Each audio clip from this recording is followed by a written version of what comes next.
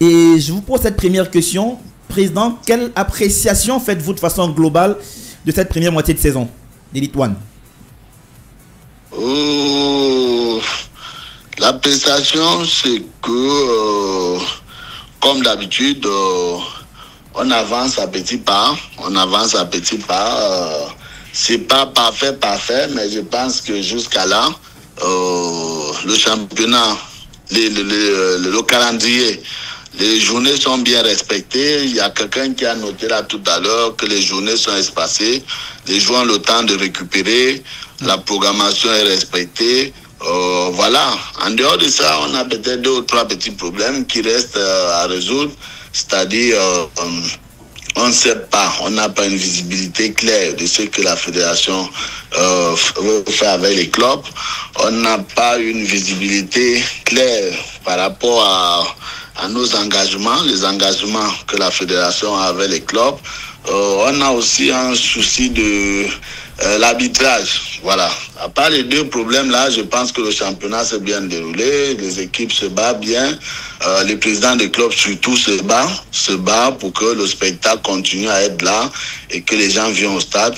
Donc, le bilan, elle est à 40 sur 100. Hein. On est à 40% du bilan. On n'est pas encore à 50%. Mais espérons qu'avec le deuxième tour, on va être à 50, 60, 70%. Président, vous évoquez la question du manque de visibilité et de manque de transparence sur ce que la fédération veut faire des clubs pour cette saison. Mais j'ai envie de vous demander, qu'est-ce qui explique donc le silence total des clubs qui ne montent peut-être pas au créneau pour revendiquer ce qui, pour vous, pourrait leur être de droit?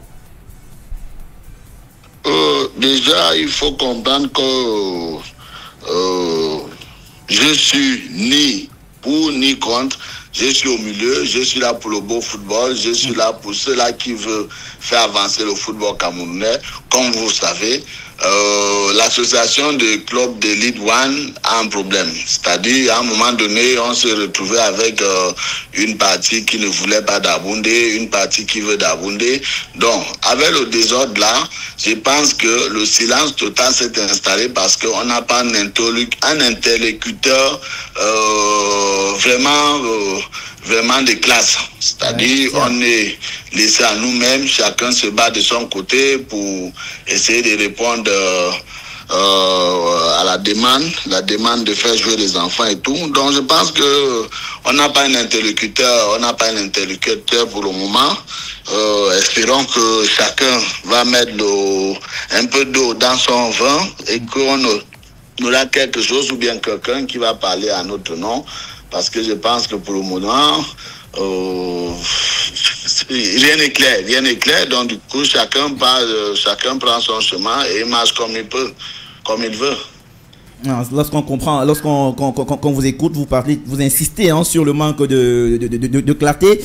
Est-ce à dire que, on sait tous que la saison dernière, par exemple, les clubs ont reçu 43 millions pour les clubs d'Elite One.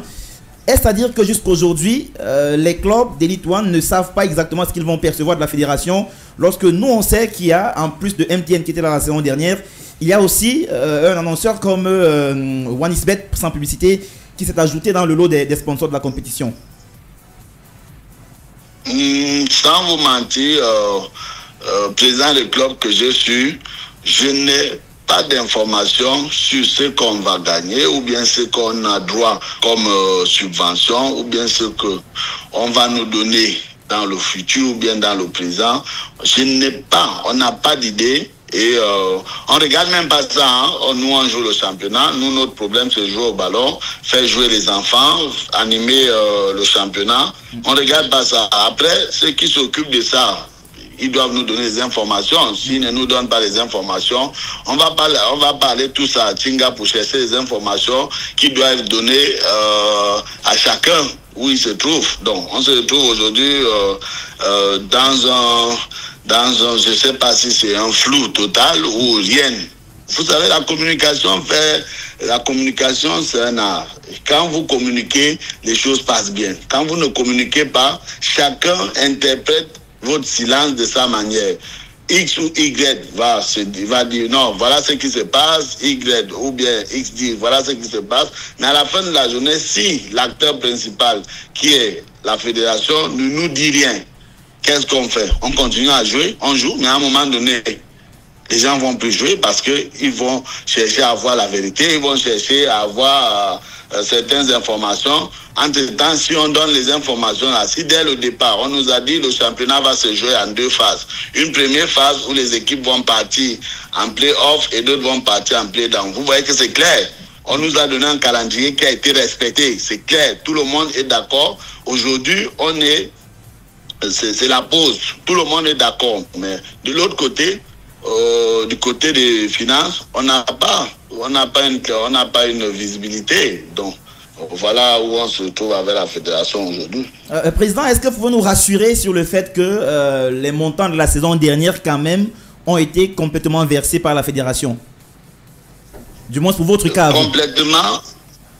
Complètement, je pense que c'est pas à moi de vous dire si ça a été versé ou bien ça n'a pas été versé. Vous avez vu une liste qui a été dressée par, je pense, par Sinafob, où il disait qu'il y a 2 clubs ou 3 clubs qui ont respecté le cahier des charges qui a été donné et qui ont justifié les sommes. Donc ça veut dire que peut-être c'est les 3 clubs là qui ont reçu la totalité d'argent. Pour nous, Young Sport, on n'a pas reçu parce qu'on nous réclamait encore quelques justifications et voilà. Mais bon, je ne sais pas d'autres équipes s'ils ont tout reçu, mais nous, on n'a pas tout reçu. Président, l'autre point d'embrouille cette saison qui est en cours avec la fédération et même tous les autres parties prenantes, c'est la question de la billetterie lors des matchs. On a entendu ça et là dire que les clubs jusqu'ici ne perçoivent pas l'argent de la billetterie alors que ce sont eux qui produisent le spectacle. Est-ce que vous nous rassurez quand même de ce que au moins la billetterie, la fédération a fait l'effort de la redistribuer normalement? Non. Depuis le début du championnat, on n'a rien reçu. Rien reçu de notre quote-part de la billetterie. On n'a pas reçu 5 francs. Je ne sais pas si on va donner ça à la fin, mais juste à l'heure où je vous parle, moi et tout l'état-major de l'équipe de Young Sport, on n'a rien reçu. Par contre, ce qui est étonnant, c'est que nous, on fait voyager les supporters, on paye les bus pour faire voyager les supporters arrivent, on paye les billets pour que les supporters assistent au match et qu'ils donnent leur voix, mais à la fin, on ne gagne pas, on n'a rien au retour. Donc c'est un peu bizarre. La dernière fois, je paye les billets pour rentrer au stade. Je suis allé à Yaoundé pour suivre, je crois que c'était à PGS contre Stade de Nantes. On m'a réclamé le ticket, on m'a dit il faut payer le ticket, président il faut payer. J'ai payé le ticket. Voilà. Mes matchs, on rentre comme ça, les gens rentrent, on paye. Tout le monde qui rentre avec moi dans la voiture, on nous demande de payer, on paye. Mais au retour, on ne perçoit rien. Donc, je sais pas ce qui se passe. Mais bon, comme je vous ai dit tantôt, c'est un problème de communication. Vous voyez, on ne communique pas. Et du coup, on nous impose, nous les présidents du club, nous les dirigeants, de payer les billets pour nous-mêmes, pour les gens. Même avec... ce qui est bizarre, c'est que même avec ma licence de président de club, je suis obligé de payer. C'est fort ça. Le ticket pour assister à un match. Donc, vous voyez que on est parti loin là. Si le président du club qui dépense les sommes énormes pour le spectacle et on lui demande de payer les billets ou bien payer pour lui-même. Donc, je pense que on est en train d'avancer. C'est comme si vous dites à Florentino Pérez de payer le billet à Santiago Bernabéu pour suivre un match du Real de Madrid, ou bien demander à la famille Kroenke d'Arsenal de payer pour suivre un match à Emirates. Donc, vous voyez que on est arrivé là. Voilà, c'est où on se retrouve aujourd'hui. Mais bon, on reste sur le terrain. Nous, c'est le terrain, et le terrain, c'est là où il y a la vérité. Le reste, là, on ne s'occupe pas de ça à 100%. Une question de notre expert, Yvan Kamoa. Alors, bonsoir, Président. Bonsoir, bonsoir. Alors, président, vous avez écouté tout à l'heure dire de façon claire que les 48 millions que la fédération devait verser à votre club la saison dernière, Young Sport Academy, vous ne les avez pas totalement perçus. 43 millions, parce qu'il y a eu les 5 pour les clubs jeunes qui ont été récupérés par la fédération. D'accord, sur les 43 millions, vous n'avez pas reçu la totalité. Et au motif que vous n'avez pas fourni tous les justificatifs. Concrètement, qu'est-ce que la fédération vous demandait comme justificatif qui aujourd'hui justifie le fait que vous n'ayez pas perçu tous les 43 millions de la saison dernière? Sans mentir, on a fourni tout ce qu'on pouvait fournir comme justificatif. Ils ont estimé que tout ce qu'on a fourni n'était pas recevable et que ça ne nous permettait pas d'avoir les dernières tranches de ça. Mais ça, c'est l'information. Vous savez, les 2 dernières années, j'étais le vice-président et cette année, j'ai pris les rênes de l'équipe comme président. Donc, voilà les informations que j'ai eues, voilà les informations que j'ai à ma possession, qu'on n'a pas reçu la totalité de subventions l'année passée. Donc, vous voyez que ça ne nous a pas empêché de finir la saison. Et jusqu'à là, on a commencé le championnat, on n'a pas reçu et ça ne nous empêche pas de continuer à jouer. Vous voyez que les subventions viennent juste s'ajouter sur le budget de l'équipe. C'est pas un truc où les clubs dépendent à 100%. Comme Young Sport, on ne dépend pas de ça à 100%. C'est juste une enveloppe qui vient s'ajouter sur ce qu'on a déjà comme budget pour l'année. Donc, on ne dépend pas tellement à 100% pour ça, mais on demande juste qu'il y a sur ça et qu'on connaît exactement ce qu'on doit percevoir, qu'on ne nous donne pas les conditions pour percevoir ça, mais qu'on nous donne ça parce que à nous donner, je vous explique quelque chose. Imaginez qu'en début de saison, chaque club reçoit le montant qui est alloué à la subvention. Je vous assure, le spectacle va être à 150%. Parce que on a l'obligation de mettre les enfants à jour et de faire en sorte que le spectacle soit vraiment top au top. Aujourd'hui, vous voyez que les gens traînent. D'autres clubs traînent le pas parce qu'ils attendent ça. D'autres parce que c'est compliqué, c'est compliqué. Le président du club aujourd'hui au Cameroun, avec la situation économique que le monde entier subit, que le Cameroun subit, vous voyez que c'est plus la même chose. Avant, on faisait de bénévolat ou bien de la passion. Aujourd'hui, le football n'est plus la passion. Si on dépense 5 francs, il faut qu'on essaye de récupérer les 5 francs en vendant les maillots, en faisant rentrer les spectateurs au stade, mais c'est pas le cas. Donc, du coup, c'est pas facile, c'est pas facile. Alors, Président, dans une lettre signée par vous-même la semaine dernière et adressée au Premier ministre, chef du gouvernement, vous, je vais dire comme j'ai lu, menaciez de ne plus vous engager pour la deuxième moitié de saison si jamais votre stade de Bamenda n'était pas rétabli, que vous ne receviez plus vos matchs de ce côté-là. Qu'en est-il exactement? Racontez-nous un peu toute l'histoire derrière. Denis, vous allez faire les recherches ou bien vous connaissez au Cameroun ou bien en Afrique centrale. Si on a 2 ou 3 équipes les 3 équipes qui ont un stade de football, qui ont les infrastructures pour pratiquer le sport, qui est le football, Young Sport est parmi cette équipe-là. Et avant, il y a 7, 6, 7, 8 ans, le championnat professionnel était pratiqué sur le stade de Young Sport Arena de Bamenda, à My6 Nkwen. On jouait le championnat, MTN Elite 1, MTN Elite 2 et Guinness Super League. Maintenant, avec l'arrivée du président, avec toutes les promesses, tout ce qu'il nous a montré, tout ce qu'il nous a promis, pas promis. Il nous a fait comprendre qu'on devait jouer un championnat, voilà, il fallait faire venir les sponsors et tout. On ne devait plus jouer à Bamenda parce que peut-être le stade n'était pas à jour. Ok, on a dit oui, on vous accompagne. On nous a promis un stade.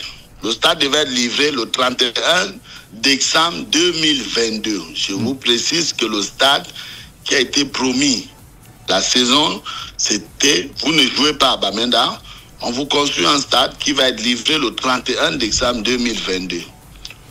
Le 31 2022, on a touché avec le doigt et on s'est rendu compte que le stade n'était pas prêt, le stade, les travaux marchaient à pas de tortue. Et on a dit, ok, peut-être il y avait les petits retards et on nous a promis que 6 mois après. Aujourd'hui, on est le 30 novembre. Demain matin, c'est le 1er décembre. Ça veut dire qu'à partir de demain, ça va faire, on sera à 2 ans de ces promesses-là d'un stade. On joue, je vous explique, on joue nos matchs en Bouddha. Il nous arrive parfois qu'on nous envoie même à Bafoussam jouer les matchs qui sont censés jouer à Bouddha parce que les raisons, non, le stade de Bouddha, si on doit faire les programmations, Bamboutous est favori.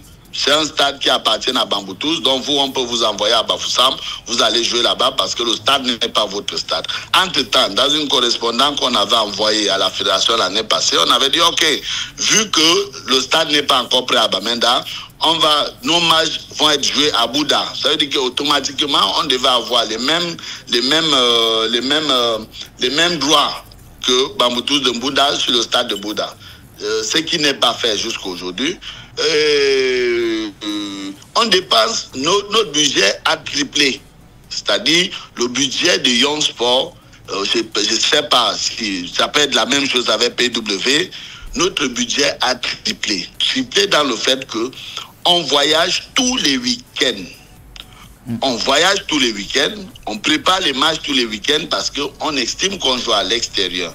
Aujourd'hui, on est fatigué parce que la promesse qui nous a été faite n'a pas été respectée. Nous, on a respecté notre promesse, notre engagement d'accompagner le président de la fédération pour jouer à Bouddha en attendant qu'on construise un stade. Aujourd'hui, le stade n'est pas prêt. Moi, président de Young Sport, j'ai dit, le budget qu'on a programmé, qu'on a eu pour les 3 dernières saisons, dépasse ce qu'on attendait. Et du coup, on ne peut plus jouer à Bouddha. On ne peut plus jouer à Bouddha parce que nos matchs, on est obligé de payer, de fournir les bus pour les supporters. On est obligé de payer la billetterie pour les supporters pour partir de Bamenda pour Bouddha ou bien partir de Bamenda pour Bafoussam pour suivre nos matchs, pour supporter l'équipe. On est obligé de payer le transport de Bamenda pour Bouddha ou Bafoussam. On paye l'hôtel, on paye tout ce qui est logistique, tout. Vous voyez qu'aujourd'hui, on ne joue pas le même championnat. On ne peut pas nous dire que vous êtes en Elite 1 et vos dépenses dépassent ceux qui sont en Elite 1. Le stade n'est pas clair. Le stade n'est pas équilibré pour tout le monde. Et du coup, ça nous affecte dans les résultats. Les résultats, vous voyez, ça fait 3 saisons. Young Sport lutte contre la relégation. L'année passée, on a dû jouer les playoffs contre Edin Sport pour se maintenir. L'année passée, on s'est battu jusqu'à la dernière journée contre TKC pour se maintenir. J'ai dit non, l'année là, on ne va pas continuer à se battre. Avant l'arrivée du président, Young Sport était classé toujours parmi les 5 premiers du championnat. Vous partez, vous vérifiez les statistiques, vous allez voir ça. On a passé près de 7 ans sans défaite à Bamenda. 7 ans à 8 ans sans défaite à Bamenda. Je pense que c'est parce qu'on joue à domicile et on se donnait comme devoir de gagner nos adversaires. Aujourd'hui, vous connaissez comment ça se passe à Garoua. Quand vous partez à Garoua, il faut être vraiment fort pour rentrer avec un match nul. Quand vous rentrez avec un match nul, ça veut dire que vous avez bien joué et vous méritez le match nul. Sinon, tous les matchs que vous jouez à Garoua, parce qu'ils sont à domicile, ils gagnent les matchs. Pourquoi nous, on ne va pas jouer à Bamenda? Pourquoi on va être interdit de jouer à Bamenda et entre-temps, on ne voit pas? On nous dit le stade municipal de Bamenda, il y a un problème avec la justice et tout. Mais en même temps, le stade de Baganté, qui était dans le on avait les mêmes situations. Aujourd'hui, on joue Elite Tour à Baganté. Le stade de Baganté est utilisé et on joue comme si rien n'était. Et pourquoi pas à Bamenda? Ok, c'est compris. C'est que je parle. Ouais. Allô? Oui, pour chuter, allez-y. Oui, pour shooter, je pense que aujourd'hui, on n'a pas tant besoin de la subvention. Une équipe comme Lyon Sport. La subvention qu'on devait donner à Lyon Sport, ou bien qu'on doit donner à Lyon Sport, nous, aujourd'hui, on préfère qu'on prenne la subvention là, et je pense que c'est la vie des autres équipes de Nord-Ouest, qu'on prend ces subventions, on peut sacrifier les subventions là, pour le bien-être de nos joueurs, pour le bien-être de la population, pour le bien-être des supporters qui nous suivent tous les jours, pour nous arranger le stade. Si c'est un problème de moyenne, prenez la subvention. Imaginez que les 48 millions qu'on devait donner à Lyon Sport, vous calculez, on a 5 clubs d'élite à Bamenda. 48 millions fois 5, ça fait combien? Ça vous donne un montant conséquent pour mettre le synthétique au stade municipal de Bamenda.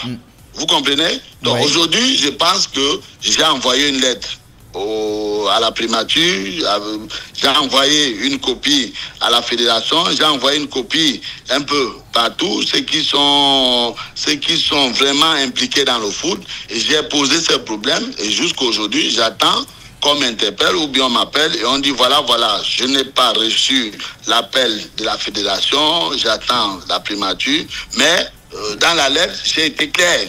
Si on n'a pas la possibilité de jouer à Bamenda à la phase retour, on va déposer je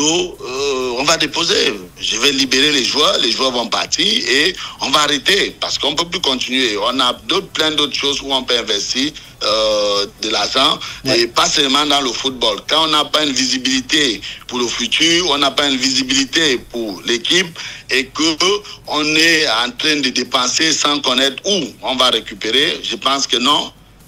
Aujourd'hui, le football n'est plus la passion, c'est le business.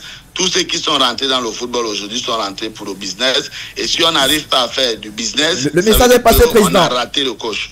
Merci, président. On a compris votre message. Il est passé. On espère qu'il est tombé dans les oreilles sur lesquelles il devrait tomber. Non, on vous remercie pour cet entretien. Merci encore, président. Et bonne chance à Lyon Sport qui est actuellement 8e de la poule B avec 8 points après 8 rencontres. Oui. Bonsoir et au revoir. C'était pour vous dire au revoir, président. Je prends aussi l'occasion de féliciter mes joueurs, féliciter l'encadrement. On a commencé en retard, mais je pense qu'aujourd'hui, l'équipe est en train de se mettre à jour. On a mal commencé le championnat, mais vous voyez qu'on a fini avec une victoire contre Fovu à Bafoussam. Donc je pense que, à part les problèmes extra là, l'équipe elle-même, elle se porte bien aujourd'hui avec le coach Ndikoum. C'est un jeune entraîneur, il faut du temps. Vous voyez que dans ce métier, il faut du temps. Il a fallu qu'on arrive à la 7e, à la 6e, 7e, 8e journée pour qu'il commence à retrouver les repères.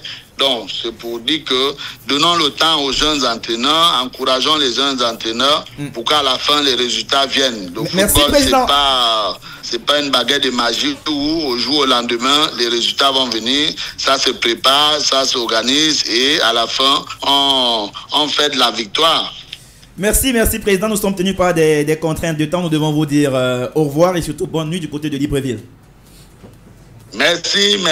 Bye bye. Et retrouvons-nous d'ici le 6, s'il plaît à Dieu. Merci, président.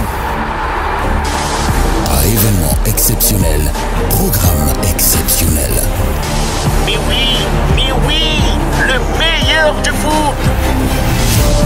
Le 11 entrant. L'émission qui dit tout haut ce que le monde du football pense tout bas.